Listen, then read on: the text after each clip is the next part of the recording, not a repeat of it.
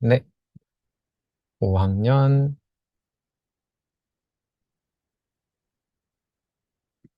네, 5학년 1학기 국어. 첫 단원 같은 경우는 마음을 나누며 대화해요. 아까 우리가 이제 5학년 1학기 1단원, 제일 처음 했던 게 이제 대화와 공감이었죠. 이 대화와 공감이랑도 굉장히 이어지는 그런 부분들이 많아요. 그러니까 이제 그런 것도 같이 생각해 보면서 보면은 더 잘 들어올 것이다. 그 말을 해주고 싶습니다. 첫 번째로 우선 좋은 대화의 조건을 한번 살펴볼게요. 제 귀를 기울여 들어주는 대화. 상대가 무슨 말을 하는지, 어떤 말을 하는지 이제 잘 들어줘야겠죠. 그리고 말하는 사람에게, 말하는 사람, 그에게 공감해주는 대화. 우리 아까 이제 공감이 뭔지 얘기했잖아요. 잘 공감해서 이제 같은 마음 걸 느낀다고 이렇게 표현해주고 그렇게 말하는 사람에게 공감해주는 그런 대화가 좋은 대화의 조건이다. 라는 걸 알아두시면 좋을 것 같고. 같은 맥락입니다. 같은 내용인데 서로 이해하고 그리고 또 배려해주는 대화. 이게 전 이제 제일 중요한 것 같아요. 우리 모두 내 마음을 알아주고 내 기분을 상대가 생각해줄 때 좋잖아요. 그럴 때 좋으니까 이제 서로 이해하고 서로 배려해준다. 이것들을 꼭 생각해주고 지켜주고 그러면 좋을 것 같고요. 마지막으로 웃으면서 하는 대화. 대화는 웃으면서 하면은 즐겁다. 뭐 이런 내용입니다. 이제 공감하는 대화로 넘어가자면 상대의 마음을 이해하는 대화. 이것도 아까 이제 공감의 내용처럼 같은 걸 느낀다. 나도 너의 마음을 이해한다. 너와 같다. 그러면 이제 말하는 사람도 더 좋으니까 더 많이 말하고 싶어지고. 그리고 그 사람이 내 얘기도 같이 들어주고 싶어지겠죠. 그러면 이제 더 대화가 잘 진행이 될 수 있을 것 같아요. 그리고 상대가 느끼는 감정과 같이 느끼며 귀 기울여 듣는 대화. 이것도 이제 공감하는 그런 대화의 내용이라고 할 수 있고요. 마지막으로 상대를 배려하며 말하는 대화. 이것도 아까도 이해하고 배려해 주자고 했죠. 그런 식으로 우리 공감하며 대화할 때는 서로 이해하고 그렇게 해주면 이제 아주 좋을 것 같습니다. 혹시 이제 경청이라는 단어를 들어보셨는지 모르겠는데, 경청이라는 표현을 많이 쓰거든요. 이제 기울, 경자에 들을, 청자를 쓰는데, 귀 기울여, 귀 깊게 듣는다. 뭐 이런 의미를 가지고 있어요. 이제 경청이라고 하면은. 이제 그냥 단순히, 들었다. 이렇게 듣는 게 아니라, 그렇게 듣는 걸 이제 넘어서서 상대방의 말에 담긴 그런 감정과 생각을 또 이해해주고, 공감해주는 그런 태도. 이런 걸 이제 경청하는 태도라고 하는데, 이런 거랑 연관된, 관련이 있는 그런 말이라서 이제 한번 가져와 봤습니다. 자, 그리고 이제 공감하며 대화하면 좋은 점. 이거는 뭐 다들 잘 아시겠지만, 우리 모두 다 기분 좋게 대화할 수 있겠죠? 공감해주고 하면은 서로가 좋으니까. 상대와 사이가 좋아진다. 이거 아까 이제 5학년 1학기 1단원, 그때도 얘기했는데, 관계가 좋아지는 거. 그것도 되게 중요한 포인트다. 그리고 말할 내용이 풍부해진다. 대화하는 상대가 좋아한다. 그러니까 이게 다 이어지는 내용들이죠. 마지막으로 상대의 생각을 쉽게 알 수 있다. 공감하면서 이렇게 말을 하면은, 대화하면은 상대 생각도 쉽게 알 수 있게 됩니다. 이제 공감하며 이제 대화해야 하는 까닭 같은 경우는 이제 상대의 처지를 이해할 수 있기 때문, 상대의 처지를 이해할 수 있죠. 이렇게. 그리고 처지를 바꾸어 생각하면서 그렇게 상대방의 마음을 알 수 있기 때문. 그리고 상대에게 공감하며 말하면 기분 좋은 대화를 할 수 있기 때문. 마지막으로 대화를 즐겁게 이어갈 수 있기 때문. 이런 것들이 이제 공감하며 우리가 대화를 해야 하는 그런 까닭이고, 더 중요한 건 공감하며 듣고 말하는 방법. 이 단계 같은 경우는 이제 항상 이런 것들은 중요하죠.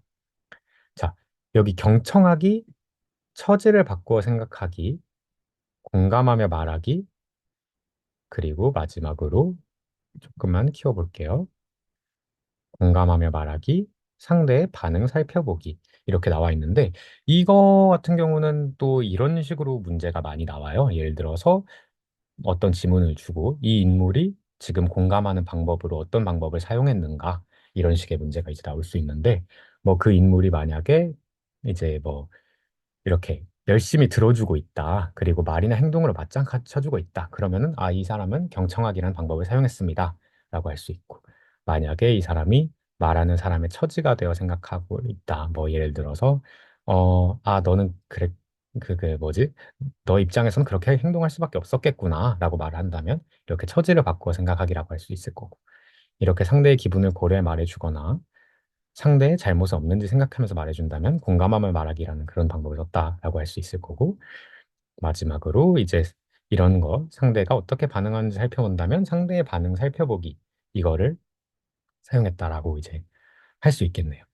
여기서 이제 중요한 건 여기 말하는 사람에게 주의를 기울여서 집중해서 듣는다 했던 경청하기, 이것도 중요하고, 사실 이 네 개는 다 중요한 것 같아요. 이거는 이제 문제에서도 어떤 식으로 사용하는지 그런 문제들이 이제 많이 나오고 있으니까, 이것들은 하나하나 다 한 번은 경청하게 처지를 바꾸고 생각하기, 공감을 말하기, 이거는 이제 따로 한 번씩 자기 스스로 필기해보면서, 그러면서 한 번 더 외워보고 한 번 더 생각해보고, 이런 과정을 한 번씩 거쳤으면 좋겠습니다.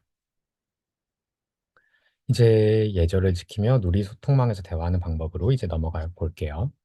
누리소통망이란, 누리소통망, 이제 SNS를 의미합니다. 소셜 네트워크 서비스라고 하죠. 이제 누리소통망은 그런 SNS를 의미하는데, 이제 SNS 상에서의 대화는 비대면으로 이루어지죠. 이게 굉장한 특징이죠. 비대면으로 이루어진다. 그러면서 이제 여기에 내용을 한번 볼게요. 우선 대화하는 방법, 이제 말하고 싶은 내용을 이제 정확하게 전달한다. 비대면이만큼 아까 말한 그런 표정, 몸짓 이런 걸 활용할 수가 없죠. 그러니까 비언어적 표현을 사용할 수가 없어요. 여기서는 비언어적 표현 어렵다. 그러니까 이제 내용을 정확하게 전달해 줘야 될 거고, 이상한 말이나 줄임말을 쓰지 않는다. 이건 뭐 당연한 거겠죠. 상대가 대화하고 싶은지 확인하고 말을 걸어야 한다. 이제 아무한테나 그냥 막 무작정 말을 걸면은 상대가 싫어할 수도 있다. 이런 얘기일 거고. 혼자서 너무 많이 말하지 않도록 한다. 이것도 이제 일상생활의 대화라면은 이런 상대의 표정이나 이런 걸 보고, 아, 말하고 싶구나, 이런 걸 알 수 있지만, 이제 비대면이다 보니까 그런 거를 우리는 파악하기가 쉽지 않잖아요. 그래서 이제 너무 눈치껏 혼자서 너무 많이 말하지 않고 상대에게도 그렇게 봐줘야 한다라는 걸 알 수 있을 것 같네요. 다른 사람의 마음에 상처를 주지 않도록 조심한다. 이거는 어디든 다 똑같은 내용, 다 똑같은 대화죠. 대화라면 당연히 이렇게 그 상처를 주지 않도록 조심해야 될 것 같아요. 이런 의리소통망에 이제서 대화하는 장점으로는 이제 언제 비대면이니까 언제 어디서나 대화 가능. 비대면. 그리고 이제 많은 사람에게 한 번의 내용을 전달도 가능합니다. 이런 것들이 이제 장점이 될 거고, 장점이 있으면 항상 이제 단점도 있겠죠. 잠깐만 여기에다 띄워 놓을게요. 단점 같은 경우는 이제 대화의 분위기를 알 수 없다. 그리고 이제 뭐 글자를 뭐 일일이 입력하는 게 불편할 수도 있고, 뭐 그런 단점들도 있네요. 이런 것들을 생각하면은 여기서 대화하는 방법을 좀 더 잘 이해할 수 있을 것 같아요. 조금 밑으로 갈게요. 직접 하는 대화와 누리소통망에서 하는 대화의 그런 다른 점. 자, 직접 하는 대화는 얼굴을 보고 직접 얼굴을 본다는 게 중요하죠. 직접 말로 대화한다. 그리고 가까운 그런 거리에서만 대화할 수 있다. 그쵸? 멀리 있으면. 직접 말하기 어려운 주제는 말 꺼내기가 어렵다. 이런 점도 있고, 이제 컴퓨터나 스마트폰 등의 특별한 도구가 필요 없다. 특별한 도구 없이 사람만 있으면 할 수 있는 그런 게 이제 직접 하는 대화의 특징이겠죠. 반대로 누리소통망에서 하는 대화 같은 경우는 얼굴을 보지 않습니다. 알지만 얼굴을 보지 않고 이제 글자로 대화를 하죠. 멀리 떨어져 있어도 소통할 수 있다. 이것도 이제 완전히 다른 부분이죠. 직접 하는 대화랑은. 그런 얼굴을 보고 전하기 어려운 마음과 생각, 이런 것들은 이제 어쨌든 비대면이 편하니까요. 좀 더 이렇기 때문에 이런 것들을 전할 수 있다라는 장점이 있지만 이제 컴퓨터나 스마트폰이 있어야 돼요. 아이고, 이런 도구가 있어야 되네요. 그리고 인터넷도 연결이 되어야 되죠. 아무런 도구 없이 그냥 바로 대화할 수 있는 직접 하는 대화랑은 이런 차이점이 있다라는 것 정도 이제 알아주시면 좋을 것 같습니다. 그리고 이제 이것도 되게 많이 나오는 그런 내용 중에 아마 이 위에랑 이제 같은 맥락으로 이제 누리 소통망은 그런 아까는 장단점이 존재하기 때문에 예절을 지키는 대화를 하는 것이 중요하다. 누리 소통망. 아니, 물론 이건 어느 쪽이나 똑같겠죠. 특히나 더 이런 예절을 지키는 대화를 하는 것이 중요하다라는 것 등 정도 더 알고 넘어가 볼게요. 2단원 내용입니다. 이제 지식이나 경험을 활용해요. 아까 이제 5학년 1학기 때도 경험을 활용해서 글을 읽고 뭐 그런 부분이 나왔었죠. 또 그거랑도 또 한번 연관 지어보고 그렇게 해보면은 더 잘 알 수 있을 것 같아요. 오래 남을 것이고. 먼저 볼게요. 지식이나 경험을 활용해 글을 읽을 때, 그럴 때 좋은 점. 이제 책을 읽을 때 자신이 아는 지식이 나오면 더 재미있게 읽게 된다. 내가 아는 내용이 나오면은 그만큼 더 이제 몰입하고 더 재밌게 읽을 수 있죠. 그리고 그렇기 때문에 더 끝까지 집중해서 읽을 수 있다. 이것도 뭐 이미 잘 하고 계실 거라고 생각합니다. 자신이 이미 아는 내용에 새롭게 알게 된 내용을 더하니 그 내용이 더 오래 기억에 남는다. 이미 알고 있는 내용과 새롭게 알게 된 내용이 더해진다. 그러니까 이제 더 잘 기억에 남는다. 이 글이 오래도 기억에 남는다는 되게 중요해요. 그러니까 우리는 공부할 때도 이런 식으로 더 내 경험을 활용해서 그런 공부를 하면은 더 오래 기억에 남으니까 더 잘할 수 있겠다라는 것 정도 생각해 보고 실생활에도 한번 적용해 보면은 좋지 않을까 그런 생각을 합니다. 네, 그리고 이제 지식이나 경험을 활용해서 글을 읽는 방법. 글과 관련 있는 이런 내용 조사한다. 이런 거는 이제 뭐 궁금한 걸 찾아볼 수도 있죠. 그리고 내가 읽었던 혹은 경험했던 읽어봤던 그런 다른 자료랑 비교해 볼 수도 있겠죠. 그런 것들. 그리고 이제 책을 고를 때 책 내용과 관련한 지식이나 경험을 떠올리며 읽을 수 있을지 생각한다. 이것도 마찬가지로 그런 뇌에 관련된 그런 배경 지식이 있다이나 경험이 있으면 그렇게 생각해보고. 글을 읽다가 잘 모르는 내용, 그런 모르는 내용이 나오면 먼저 관련 있는 그런 지식을 공부한다. 이러면은 이제 내 지식이 생겼으니 이런 글을 훨씬 더 잘 재미있게 그렇게 읽을 수 있겠죠. 마지막으로 글을 골라 읽을 때는 관련 있는 지식이나 경험이 많은 것으로 고른다. 당연히 내가 관련 있는 지식이나 경험이 많을수록 내 지식과 경험을 활용해서 글을 읽기에 훨씬 더 쉽고 용이하겠죠. 그러니까 이런 관련 있는 지식과 경험이 많은 것을 고른다. 라는 내용입니다. 세 번째로 글을 읽으며 질문을 만드는 방법. 이거는 이제 글 제목만 보고 떠오르는 질문을 생각해 본다. 제목만 보고 떠오르는 질문 한번 생각해 볼 수 있고요. 이 제목이 되게 특이하다. 혹은 이 제목이 이런 내용을 담고 있겠구나 라는 것도 생각해 볼 수 있고 글쓴이의 처지가 되어 왜 글을 썼는지 생각해 본다.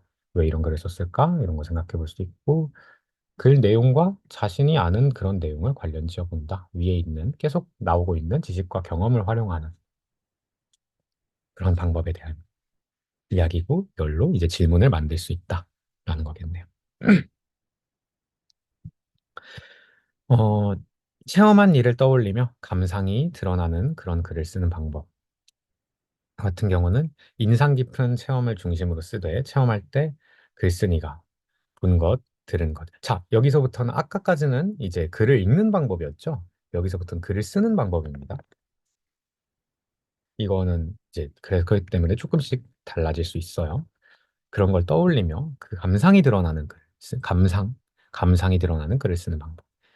이런 인상 깊은 체험을 중심으로 쓰되 체험할 때 글쓴이가 이제 내가 본 것, 그리고 들은 것, 한 것.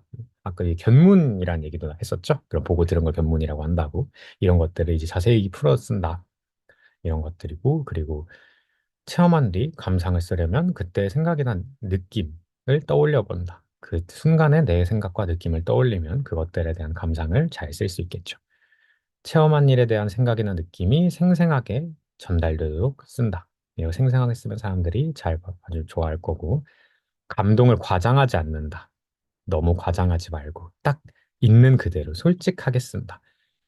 솔직하고 진실된 그런 글을 보면 진짜 매력적이라고 느껴지거든요. 그럼 이런 그런 거에 대한 얘기다. 이제 알아주시면 좋을 것 같아요. 아마 이런 것들은 이제 딱 이렇게 내용을 봤을 때 우리가 모르는 건 없을 거고 이렇게 바로 이해가 다 될 텐데 만약에 이제 문제로 나온다면 뭐 다음 중 이런 방법으로 옳지 않은 것은 이렇게 하고 조금 생뚱맞은 그런 문제 그런 보기가 하나 들어가 있는 그런 일들이 아마 많을 거예요. 그러니까 한 번씩 읽어주는 것 정도로 충분할 것 같습니다. 글로 쓸 내용에 이제 필요한 지식을 조사하는 방법 부분 볼게요. 글을 읽는 사람에게 이제 도움이 되는 내용이 무엇인지 생각하며 필요한 지식을 조사해 본다. 그리고 이것도 마찬가지로 아까처럼 글을 쓸 때, 글로 쓰는 거죠. 쓸 때 필요한 지식을 조사하는 거. 그리고 효과적인 조사 방법을 생각한다. 필요한 정보를 찾는다. 그리고 정보를 정리한다. 정보를 찾고 정리한다. 이것도 여기서 이제 중요한 부분일 것 같아요. 정보를 찾는다.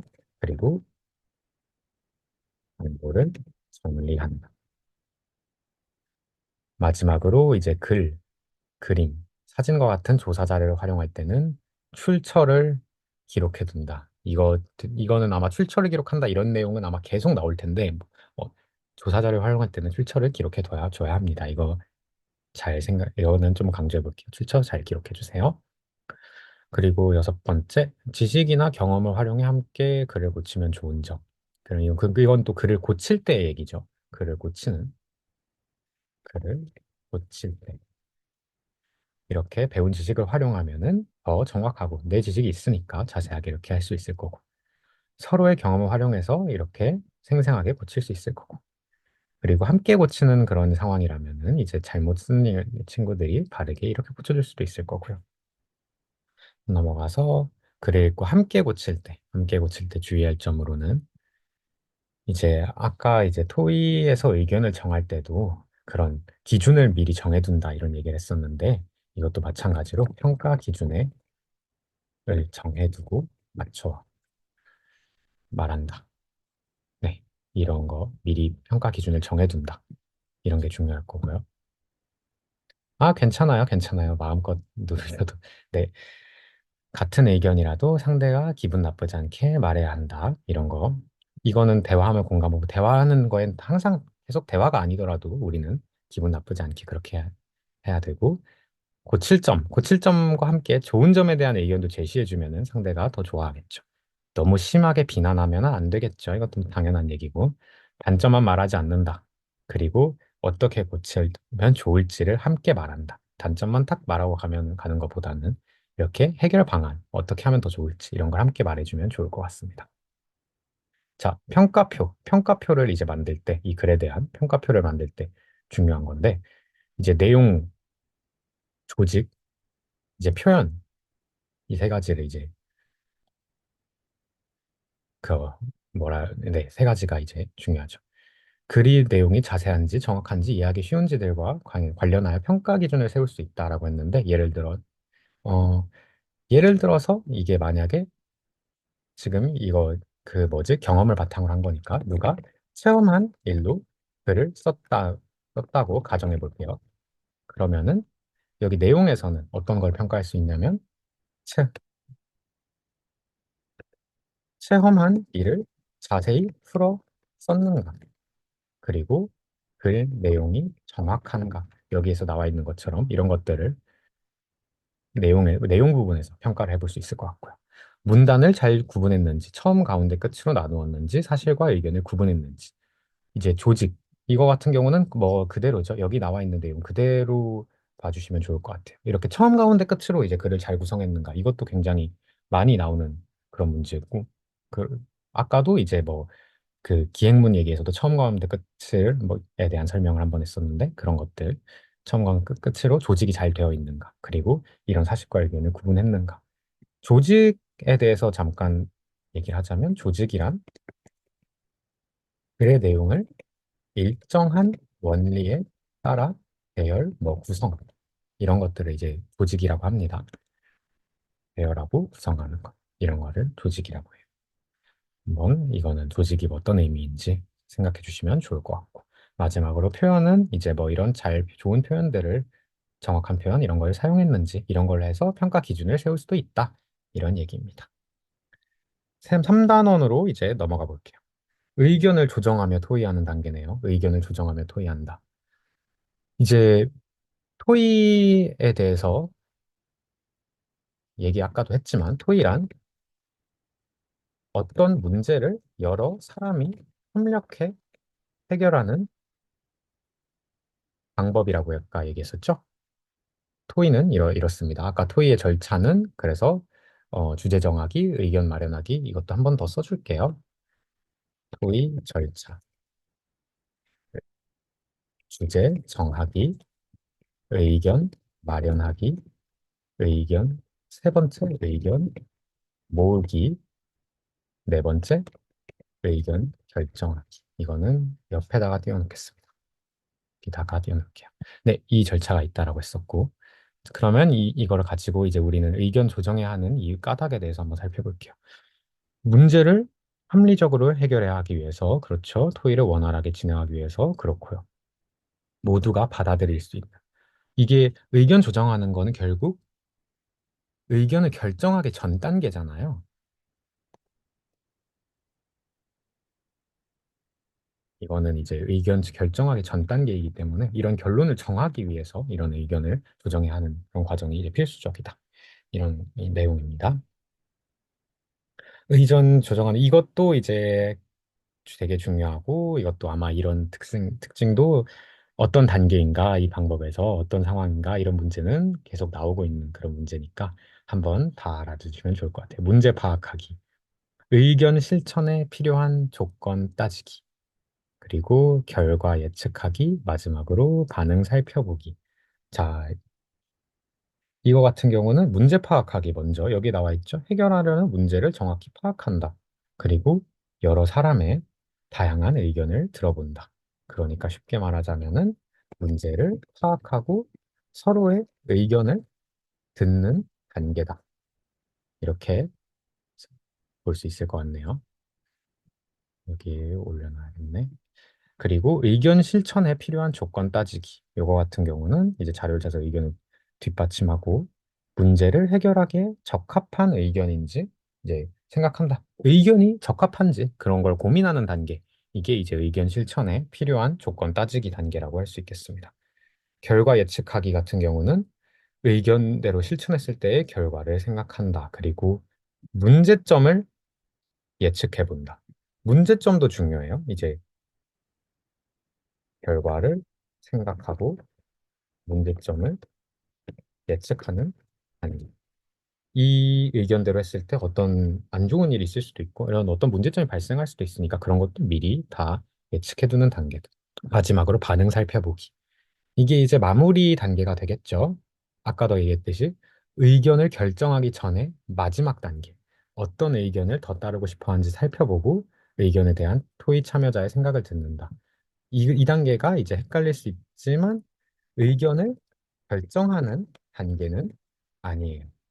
의견 결정은 이제 이 다음 단계에서 할 것이고, 이제 의견을 조정하는 단계의 마지막, 의견 결정하기 바로 전 단계 정도로 알아주시면 좋을 것 같습니다. 세 번째, 이제 의견을 조정하는 태도. 요거는 이제 계속 나오는 것처럼 뭐 이렇게 집중해줘야 되고요. 끝까지 알아봐 줘야 되고요. 생각은 적극적으로 표현해줘야 되고, 그런 결정된 의견에는 이제 그렇게 잘 따라줘야겠죠. 자료의 특징으로 이제 보겠습니다. 자료의 특징, 이런 보기 자료가 있고 읽기 자료가 있다고 나와 있네요. 보기 자료의 예시로는 사진, 그림, 도표 등이 있다. 그리고 읽기 자료의 예시는 책, 보고서, 설문조사 등이 있다. 우선 이제 표랑 도표 이 정도만 사진이나 그림은 잘 아실 테니까 표 같은 경우는 숫자를 사용하여 자료 정리, 뭐 비교 분석에 이용하고요. 그리고 도표 같은 경우는 표의 내용을 시각적으로 표현하는 것, 그런 걸 이제 도표라고 합니다. 그래프 같은 게 예시가 되겠네요. 이런 걸 이제 도표라고 해요. 뭐 설문지 같은 경우는 이제 다들 아시겠죠? 어떻게 설문 이런 걸 한 거고 책 보고서 이런 것도 알 거예요. 보기 자료는 이제 이렇게 눈으로 직접 볼 수 있다는 그런 특징이 있어요. 그래서 의견과 근거를 한눈에 이해하기 쉽다. 한눈에 이해하기 쉽다가 굉장히 좋은 점이고 읽기 자료 같은 경우는 이제 내용이 이제 상세할 테니까 더욱 풍부한 정보를 얻을 수 있다. 자세한 정보를 읽어볼 수 있다. 이런 정보, 자세한 정보가 읽기 자료에서 이제 가장 중요한 특징. 자세한 정보라고 이제 알아두고 넘어가면 좋을 것 같아요. 찾은 자료를 알기 쉽게 그렇게 표현하는 방법으로는 중요한 정보 요약하고 직접 보여주고 간단하게 나타내고 보기 쉽게 자료 배치하고 이거 같은 경우도 그렇죠. 이제 이런 단계랑 비슷한 거니까 한 번씩 더 꼭 따로 정리해보고 정보 요약은 이제 요약한다 말 그대로 요약한다 직접 보여주기 이거 말 그대로 이제 직접 보여준다 간단하게 나타내기 도표로 나타낸다 아까 도표를 시각화하는 걸 도표라고 했죠. 그러면 훨씬 더 보기 잘 간단하게 이렇게 나타내지고 보기 쉽게 자료 배치하기 이런 자료를 적절하게 배치한다 이 단계가 있다 이 정도 알아두면 좋을 것 같네요. 그리고 의견을 마련할 때 생각할 점으로는 토의 주제에 맞는 의견인지 이제 생각해야 하고 알맞은 주장과 근거를 들었는지 생각해야 하고 실천할 수 있는 의견인지 생각해야 하고 마지막 일곱 번째에서는 토의와 토론을 구분하는 방법인데 토의는 아까 얘기했죠.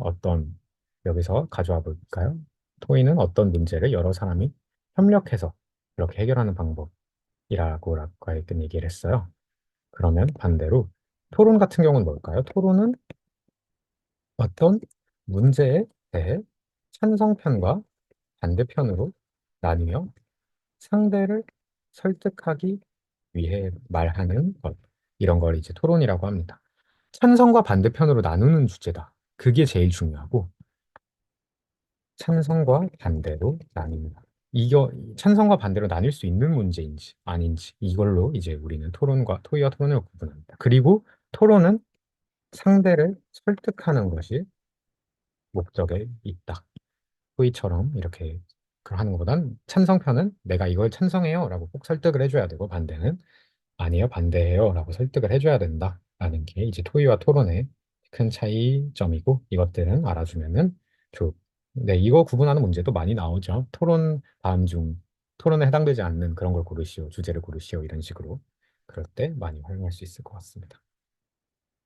4단원으로 갈게요. 이제 겪은 일을 쓰는 그런 부분 이제 단원이고 여기서 중요한 거는 문장 성분의 호응 관계. 아까 우리 주어, 목적어, 서술어가 있다라고 했었죠. 주어는 이제 누구, 누구가 이런 게 나온다고 했었고 서술어는 뭐뭐 하다 뭐 이런 게 있다고 했었고 목적어는 뭐뭐를 뭐 이런 게 있다고 했었어요. 자, 일단 보자면 문장 선분은 이제 이런 것을 구성하는 부분을 우리는 성분이라고 한다. 문장 성분의 정의에 대해서는 이렇게 이제 알아둬야겠죠. 그리고 문장에서 앞에 어떤 말이 고 이런 것들을 호응이라고 한다. 아까 우리 그런 호응이 잘 되어야 한다 이런 얘기 했었잖아요. 이제 바로 밑에 나오는데 시간을 나타내는 말, 높임의 대상을 나타내는 말, 서술어가 호응해야 된다. 이게 아까 얘기했던 뭐 그런 예를 들어서 뭐 어제 뭐뭐 했으면 간다가 나오면 안 되고 갔다 이런 말이 나와야 되는 것이 이제 그런 걸 그 시간을 나타내는 말일 거고 이제 아버지께서가 나오면은 오셨다 이런 말이 나와야 되는 것이 이제 높임의 대상을 나타내는 말과 서술어가 잘 호응을 하는 그런 예시겠죠. 이런 것들이 이런 것들 한번 더 짚어보면 좋을 것 같고, 그리고 결코, 전혀, 별로 이런 말은 부정적인 서술어, 예를 들어서 할 수 없다 이런 것들을 이제 부정적인 서술어라고 합니다. 그리고 안, 못 이런 것들이 꾸며주는 그런 서술어랑 호응한다. 예를 들어서 결코 잘한다 뭐 이런 말은 좀 어색하잖아요. 결코 할 수 없다, 뭐 전혀 못하겠다 이런 이제 부정적인 말과 이제 부정적인 서술어와 이런 말들이 호응한다. 이렇게 이제 알아주면 좋을 것 같습니다. 문장 성분의 호응이 바르게 이루어지도록 글을 써야 하는 까닭은 그렇게 해야 문장의 뜻을 바르게 이해할 수 있다. 그리고 호응이 되지 않으면 어색해지거나 전달하는 뜻이 잘못 전해질 수 있다. 이런 것들 이제 알아두면 좋을 것 같습니다. 글쓰기 과정 이것도 또 외워주면 좋을 것 같아요. 계획하기, 내용 생성하기, 내용 조직하기, 표현하기, 고쳐쓰기. 이 단계도 꽤 많은 식으로 이제 문제가 나오더라고요. 그러니까 이것도 한번 봐주면 좋을 것 같고. 아까도 얘기했죠. 모든 대부분의 이제 시작 단계는 계획이라고, 글 쓸 준비를 하는 단계, 계획하기라고 하고요. 내용 생성하기는 떠올리는 단계, 내용 조직하기, 아까 조직이 이제 글의 내용을 일정한 원리에 따라 이제 배열한다 이렇게 얘기를 했었죠. 그런 어떤 쓸 내용을 나누는 그런 단계를 내용 조직하기라고 하고 이제 직접 글을 쓰는 단계가 이제 표현하기입니다. 표현하기. 그렇게 해서 글이 다 완성된 후에 글을 고치는 단계. 이런 단계를 이제 고쳐쓰기라고 한다. 이렇게 알아주면 좋을 것 같네요. 겪은 일이 드러나게 글을 조직하는 방법으로는 이제 처음, 가운데, 끝 아까 얘기했고 계속 나오고 있죠. 그만큼 처음, 가운데, 끝으로 이렇게 나누는 게 되게 중요하다라는 그런 걸 알 수 있을 것 같아요. 처음, 가운데, 끝으로 나눈다. 이거 되게 중요한 것 같고 일어난 일을 차례대로 잘 정리한다. 차례대로 정리하고 뭐가 생각나는 대로 막 정리하면 안 되겠죠. 읽는 사람이 헷갈릴 수 있으니까 이 두 가지 잘 생각해 주면 좋을 것 같습니다. 그 다음으로 글을 조직하는 방법. 또 나왔네요. 처음, 가운데, 끝. 그만큼 중요하다. 처음, 가운데, 끝으로 나누어서 이렇게 정리하고 느낌이 변하실 수 있고. 두 번째로는 시간의 순서, 장소의 변화에 따라서 글을 쓸 수 있다. 마지막으로 원인과 결과를 중심으로, 원인과 결과를 중심으로 글을 쓸 수 있다. 이런 것들이 있네요. 이제 겪은 일이 드러나게 그렇게 글을 쓸 때 이제 생각할 점.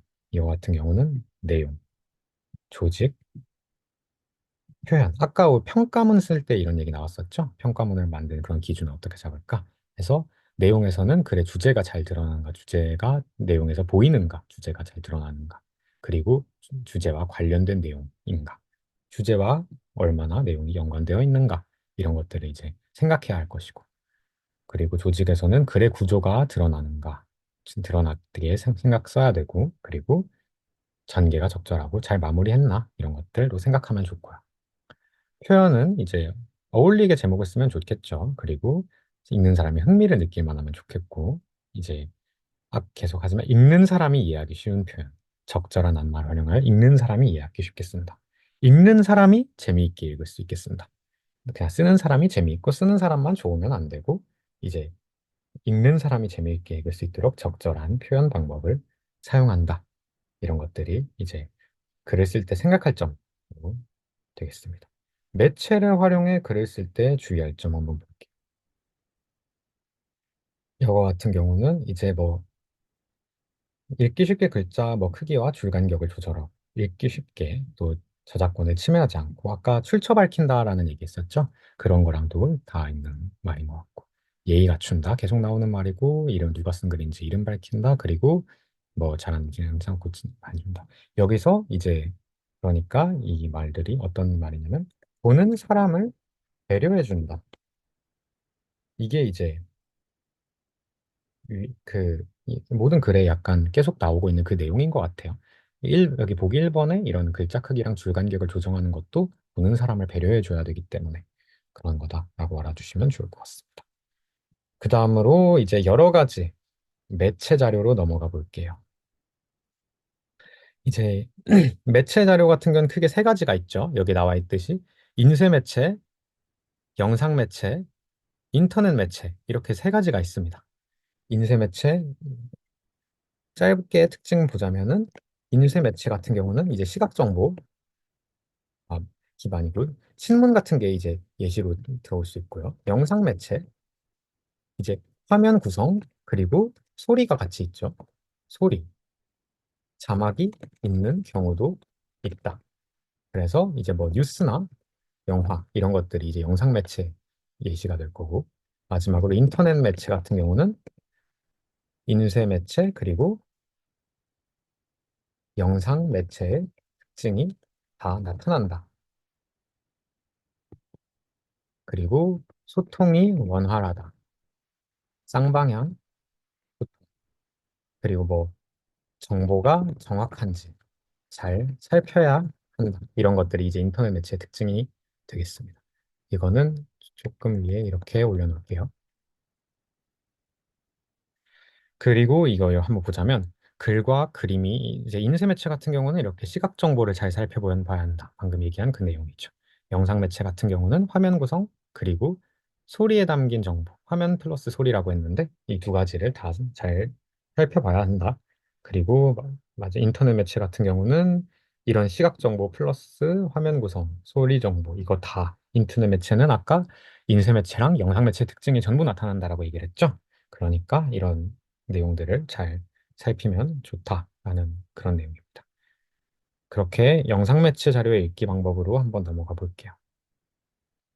인물이 처한 상황을 표현할 방법을 이제 찾아보고 아까 말한 음악이 어떤 느낌을 주는지 그러니까 이것이 바로 화면과 소리의 결합이다.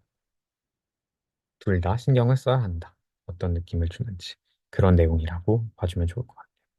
인물을 탐구할 때 조사할 내용 이거는 이제 뭐 어떤 인물을 조사할지 생각해보고 어떤 점을 소개할지 생각해보고 그리고 어떤 인물이 한 일 탐구하기 위해서 어떤 자료를 조사하면 좋을지 생각해본다. 이거는 그냥 읽는 그런 내용이니까 한번 읽어보면은 될 것 같아요. 다시 이제 알맞은 방법으로 매체 자료를 읽으려면 인쇄 매체 아까 시각적 정보가 되게 중요하다고 했죠. 글로 표현한 내용 머릿속으로 떠올리고 내용을 꼼꼼히 확인하며 읽는다. 그리고 영상 매체 표현 방법이 여러 가지라고 했어요. 화면과 소리. 이런 시각적과 청각적을 둘 다 이제 활용을 하기 때문에 이런 표현 요소들이 무엇을 나타내는지, 소리는 어떤 걸 의미하지, 화면은 어떤 걸 의미하지, 이런 것들을 생각하면서 봐주면 좋다. 이런 얘기고. 이제 인터넷 매체가 다시 나왔네요. 인터넷 매체는 이제 누리소통망도 인터넷 매체죠. 그래서 아까 말했듯이 적절한 정보를 어디에서 어떻게 찾을지를 정확히 알아야 된다. 이런 거. 정보를 분별하는 능력. 잘못된 정보를 이제 얻어가면 안 되니까 정확한지 잘 살펴야 한다. 그리고 누리소통망 때도 나왔지만 이제 예의를 갖추는 것이 반드시 필요하다. 음, 여기에도 인터넷 매체의 특징입니다. 그러면 이제 그 다음으로 넘어갈게요. 이야기를 읽고 이제 현실 세계와 비교하기. 이야기에 등장하는 그런 인물과 비슷한 경험을 한 적이 있는지, 또는 아까 경험을 읽고 생각하는 거랑도 맞닿아 있네요. 이야기에 등장하는 것과 비슷한 현상을 본 적이 있는지, 이런 거 떠올려 보면서 이제 잘 읽을 수 있다. 이거 같은 경우는 아마 이제 뭐 동화 마녀사냥 뭐 이런 것들이랑 이제 지문이 있었을 거예요. 그 지문이 결국 이제 인터넷 매체랑 연관이 되어 있는 지문이고, 그래서 이런 나는 어떤 경험을 해봤는가 이런 거랑 잘 읽으면 좋다 이런 얘기입니다. 마지막으로 대화를 할 때 이제 지켜야 하는 예절은 말이 끝나기 전에 끼어들면 안 되고 관련 있는 내용 말해야 되고 말을 무시하면 안 되겠죠. 무시하면 안 되고 기분 나쁘게 하면 안 되고 혼자서 계속 말하면은 안 되겠죠. 상대 말도 들어줘야 될 겁니다. 이런 게 이제 대화할 때 지키는 예절다라고 생각하고 6단원으로 넘어갈게요. 타당성을 생각하면서 토론한다. 아까 이제 토론에 대해서 설명했지만 어떤 문제에 대해 찬성과 반대 이게 제일 중요하다고 생각해요. 찬성편과 반대편으로 나누어 상대를 설득하기 위해서 말하는 것. 설득도 되게 중요한 키워드고요. 찬성과 반대, 그리고 상대를 설득하기 위해서 말하는 거다. 이거는 이제 토의랑은 다르다. 이렇게 알아주면 좋을 것 같고요. 토론하면 이제 좋은 점을 보자면 타당한 근거를 들어 말하기 때문에 이제 해결에 도움이 된다. 토론 과정에서는 자신의 주장과 근거를 명확하게 정리할 수 있고요. 이제 생각이 다른 그런 사람의 입장도 찬성과 반대로 이제 나뉘어서 계속 대화를 하다 보니까 난 찬성하는 쟤는 반대하는데 그 사람의 입장도 이해해 볼 수 있겠죠. 그런 것도 이해할 수 있고. 마지막으로 문제 해결에 더 나은 방법이 무엇인지 결정하는 데 이제 도움이 된다. 이런 것들이 토론하면 좋은 점으로 있네요. 그 다음으로 가면은 근거 자료를 이제 평가하는 기준인데 여기서 이제 제일 중요한 건 결국은 근거가 주장과 논리적으로 연결이 되는가. 그리고 근거가, 자료가 믿을 수 있는 자료인가. 이 두 가지가 이제 여기서 제일 중요한 포인트인 것 같아요. 여기서 보면은 이렇게 주장을 뒷받침하는 자료인지 살펴보고, 그 상관없는 자료면 안 되니까. 그 면담 자료 같은 예시입니다. 면담 자료 같은 경우는 이제 1대1로 주로 이루어지고, 이제 전문가와의 면담을 통해서 그런 특정한 직업이나 뭐 이런 거에 대해서 개인의 경험을 들을 수 있고, 그 경험을 이제 상세하게 알 수 있기 때문에 면담의 이제 좋은 장점이죠. 그리고 이제 그런 면담이 믿을 만한 전문가와 면담을 했는가, 그런 의견인가, 그런 것들을 따져볼 수 있어요. 설문조사 자료 같은 경우는 이 자료가 마찬가지로 주장을 뒷받침하는가, 출처, 그리고 믿을 만한가, 뭐 대상과 범위가 적절한가. 아까 말했듯 결국 근거가 주장과 잘 연결이 돼 있는가, 그리고 자료가 믿을 수 있는 자료인가, 이게 중요하다. 이거를 여기서 알아두시면 될 것 같습니다. 그 다음으로 토론 절차, 이것도 이제 외워야 되는 그런 절차겠네요. 주장을 펼치고 반론하고 주장을 다진다. 이거 같은 경우는 이제 여기에서 이제 자세하게 나오기 때문에 이쪽으로 한번 넘어가 가지고 이따가 얘기해 볼게요. 이제 이거 반론하기 단계에 가기 전에 6번을 먼저, 아닙니다. 이거 순서대로 그냥 갈게요. 이제 토론 절차 같은 경우는 이렇게 주장 펼치고 반론하고 주장 다지기가 되고, 그 중에서 이제 반론하기 단계 같은 경우는 먼저 이제 상대가 주장을 펼치면은 그 주장에 대해서 반론을 하죠. 찬성편이 먼저 이제 펼쳤기 때문에 반대편부터 시작이 됩니다. 반대편이 먼저 시작을 한다. 이거 한번 알아두시면 좋을 것 같고요. 반론하는 단계는 반대편이 먼저 시작한다. 이거 정도 적어두겠습니다. 이렇게 찬성편의 주장에 대해서 반론과 질문을 하고, 그 다음으로 이제 이제 찬성편이 반박을 해야겠죠. 여기에 대해서 반박하고 답변도 해주고, 그리고 찬성편 입장에서도 이제 반대편의 주장에 대한 반론을 한번 해줘야겠죠. 그런 반론을 해주고, 이제 마지막으로 반대편에서, 그러니까 이게 이렇게, 그리고 이렇게 이제 엮여 있다라고 할 수 있겠네요. 이렇게 엮여 있습니다. 그 다음으로 토론 절차에 따라서 이제 토론하는 방법 같은 경우는 주장 펼치기, 아까 말했던 주장 펼치기 단계에서는 이제 근거를 들어 주장을 펼칩니다. 먼저 나는 이렇게 생각해. 그리고 구체적인 자료를 제시합니다. 근거와 관련해서. 그리고 내가 이렇게 주장하는 근거는 이렇게 되고 그거에 대한 자료는 이렇게 돼. 이렇게 해주고요. 그 다음에 이제 반론하기 단계인데, 상대방 주장을 먼저 요약을 해요. 상대방 주장, 네가 하고 싶은 말은 이런 거구나 라고 먼저 요약을 해주고, 그리고 그런데 내 생각엔 그 주장이 타당하지 않아 보이네 라는 걸 밝히기 위한 질문을 해주고요. 여기에 나와 있는 그 단계대로 가는 거죠. 그리고 이런 근거나 그 자료도 타당하지 않다는 걸 밝히는 것도 반론하는 과정이고, 마지막으로 주장 다지기 단계에서는 반론하기가 상대의 주장을 요약했다면 주장 다지기에선 내 주장을 요약합니다. 그래서 내가 하고 싶은 말이 이게 맞아, 이거야 라고 말해주고, 그리고 마지막으로 네가 했던 반론 그렇게 타당하지 않은데 라고 지적을 해주고요. 그리고 주장의 강점을 정리한다. 장점을 정리한다. 그리고 정리, 그리고 요약, 이런 것들이 이제 주장 다지기에서 정리와 요약, 이제 많이 일어나는 일이겠네요. 7단원으로 이제 가볼게요. 중요한 내용을 요약해요. 아까 이제 요약이 뭐라고 했죠? 요약 같은 경우는 내용을 단추려서 핵심 내용만 남기는 걸 요약이라고 한다고 했어요. 그렇기 때문에 여기 보면은 낱말의 뜻을 짐작하면서 글을 읽어야 하는 까닭으로는, 이 낱말의 뜻을 짐작하지 않으면은 이제 제대로 이해할 수 없기 때문이다.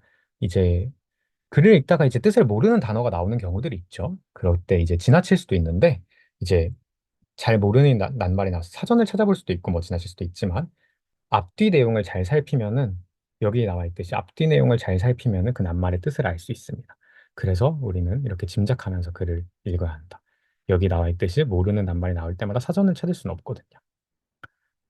짐작하는 방법으로는 앞뒤 내용을 이렇게 살펴보면은 어떤 맥락에서 하는 말인가를 알 수 있고, 그리고 해당 낱말의 뜻과 비슷하거나 반대인 낱말을 대신 넣어볼 수도 있고요. 그렇게 해가지고 이 말이랑 맞네, 이 말 넣었더니 잘 이해가 되네 하면은 이렇게 짐작해 볼 수도 있고, 그리고 사용한 예를 마지막으로 떠올려 볼 수 있겠네요.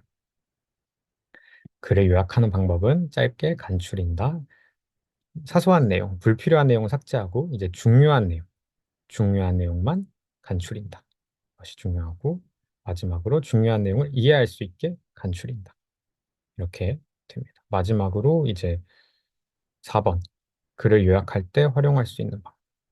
여기서는 이 단계도 이 네 가지도 좀 외워두시면 좋을 것 같아요. 삭제, 대체, 선택, 구성. 중요하지 않은 정보는 삭제한다. 아까 말한 이런 사소한 내용 같은 거겠죠. 사소한 내용은 삭제한다고 했잖아요. 그런 거고.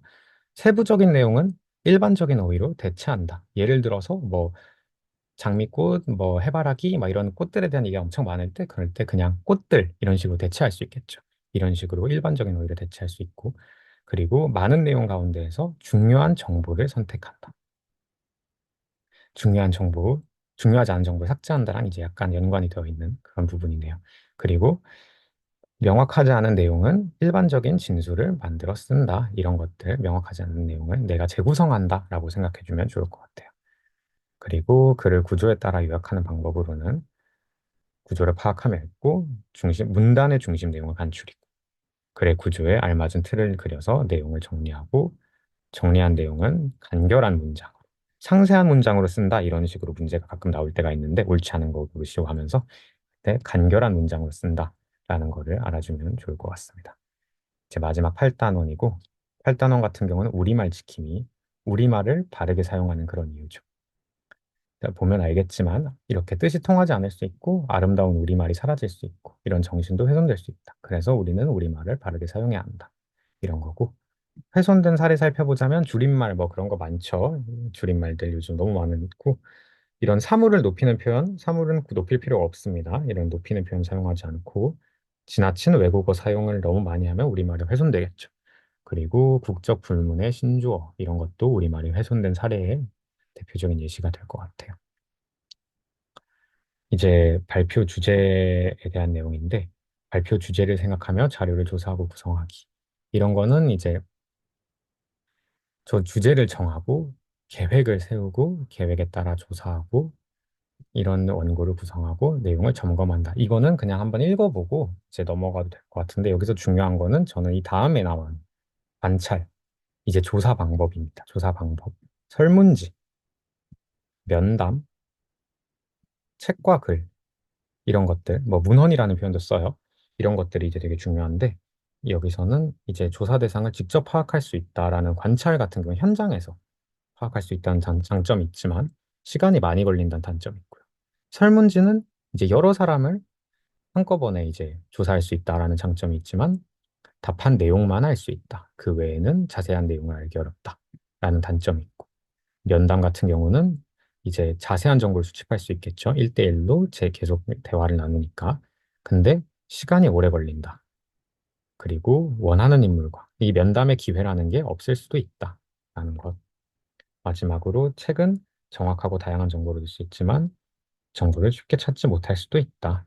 이런 것들, 이 장단점, 관찰, 설문지, 면담, 책글, 혹은 문헌이라는 말도 나올 수 있으니까 같이 적어둘게요. 이 것들은 이제 계속 꼭 알아두면은 이제 좋을 것 같습니다. 이제 발표와 원고를 구상할 때 들어가는 내용. 이제 시작하는 말로는 이렇게 이름과 조사 주제, 발표 제목 등이 시작하는 말에 들어가고 전달하려는 내용으로는 자료랑 설명하는 말 이런 것들이 들어가고 마지막으로 끝맺는 말은 발표한 내용과 모둠의 의견이나 전망 이런 것들이 이제 들어가겠죠. 자료를 사용할 때 주의할 점 한번 보자면 그 출처 밝히는 거랑 계속 연관되는 것 같아요. 다른 사람의 저작물을 함부로 사용하지 않는다. 그리고 저작권자가 허락을 한 경우에도 출처는 꼭 밝혀준다. 출처를 밝힌다. 자료를 사용할 때는. 마지막으로 원고 점검하는 단계. 이거는 원고를 읽어보고 고친다. 이렇게 보충. 혹시 내가 빠뜨린 내용은 없는가? 내가 챙겨줘야 되는 다 없는가? 이런 거. 혹은 자료가 좀 잘못된 게 있는가? 대체해야 되는 그런 건 없는가? 이런 것도 원고 점검하는 단계에서 한번 봐야 될 것 같고요. 자료를 적절히 골랐는가? 내가 이상한 자료를 가져오지 않았는가? 내 발표 내용이랑 정말 잘 맞는가? 한 번 더 신경 써주면 좋을 것 같고요. 인터넷에서 찾은 글이나 사진 자료를 활용할 때 계속 나오는 출처를 표시했는가. 이런 거. 마지막으로 사실이 아닌 내용을 쓰진 않았는가. 이런 거 정도 알아주면 좋을 것 같습니다. 이제 발표를 할 때랑 발표를 들을 때 주의할 점 같은 경우는 발표 내용만 보면서 읽듯이 발표하지 않는다. 내용만 보면서 읽으면 이제 안 되게 전달이 잘 안 되죠. 계속 사람들도 봐주고 계속 소통하듯이 그렇게 대화를 해줘야 될 것 같아요. 그리고 너무 빠른 속도로 말하지 않는다. 너무 빠른 속도로 말하면 듣는 사람이 이제 잘 알아듣지 못할 수가 있어요. 듣는 사람을 항상 배려해야 한다. 이런 것도 듣는 사람을 배려해야 한다. 이게 또 중요한 내용이 됩니다. 마지막으로 한 화면에 너무 많은 내용을 제시하지 않는다. 너무 많은 내용이 있으면 무슨 말을 하는지 잘 알아먹기 어려울 수 있으니까요. 발표를 들을 때 같은 경우는 이제 발표 주제가 무엇인지 알아야죠. 이 사람이 발표하는 게 뭔지 알아야지 잘 들을 수 있고. 그리고 자료, 내용이 확실한지, 거짓이 아닌지, 정확한지, 자료는 정확한지, 이렇게 판단하면서 집중해서 잘 들어줘야 하고, 주제와 관련 있는지 판단하면서 들어주면 좋을 것 같고요. 마지막으로 연극의 특성, 그리고 극본이 이제 오타인 것 같아요. 극본과의 차이점, 연극의 특성.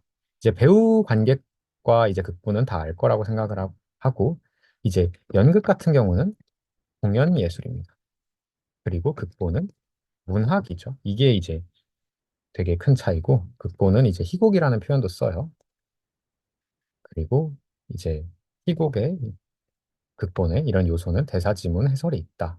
이렇게 6학년 2단원에서 좀 더 이제 이 내용을 좀 더 자세하게 다룰 예정이기 때문에 일단은 이렇게 공연 예술이고 극본은 문학이다. 이런 차이점이 있다. 그리고 연극은 배우가 무조건 필요하고 관객도 무조건 필요하고 배우랑 관객이 있어서 실현이 되는 것 그런 것이 연극이고 극본은 대사, 지문, 해설로 구성된 문학 작품이다. 라는 것 정도로 정리하면 될 것 같습니다. 이제 지금부터 또 10분간 쉬고 이제 6학년 2학기로 다시 돌아올게요.